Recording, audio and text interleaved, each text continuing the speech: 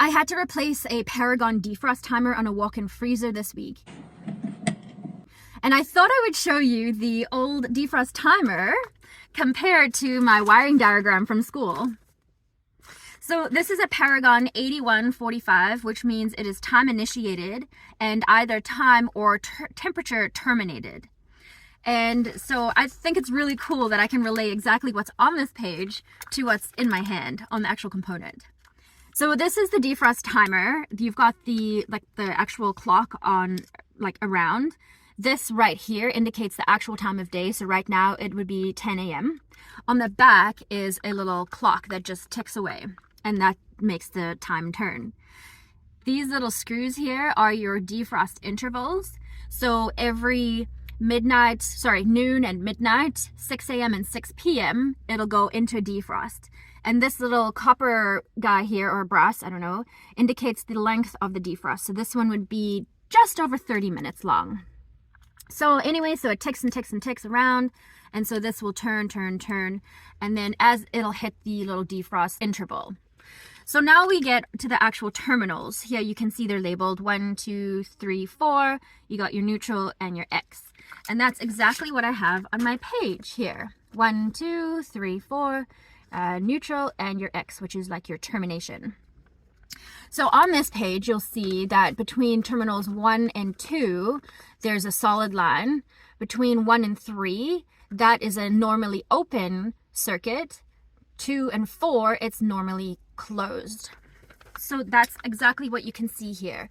Between 1 and 2, there's that solid line. That's your incoming power. Between 1 and 3, if we turn this around, so now we're looking at these terminals here, 1 and 3.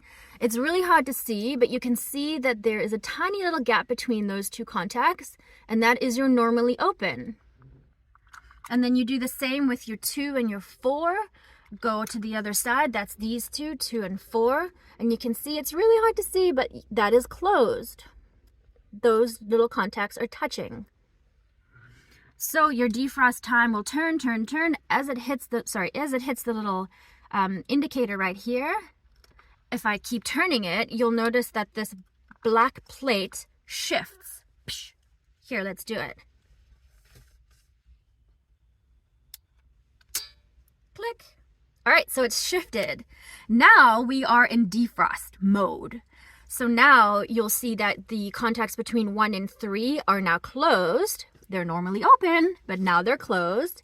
And now you can see a tiny gap between 2 and 4 because that's now open, which is normally closed. So the timer, little timer thing will keep turning.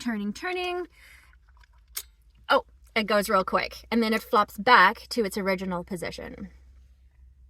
So from here, because 2 and 4 are normally closed, if 2 and 4 have power on them, then that's your freezer freezing and your evaporator fan is running.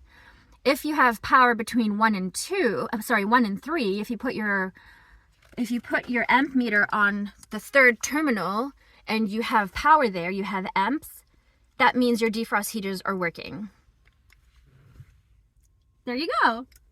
That was a little long-winded, but how cool is that to relay what you've learned in school to what you see out in the field? And just a quick note before I end, I have a few comments on my video from earlier this week where they're like, oh wow, that's so vintage. And I'm like, we see these Paragon defrost timers all over the place. In refrigeration, they're everywhere. And we learn them in school. We learn how to draw them in school.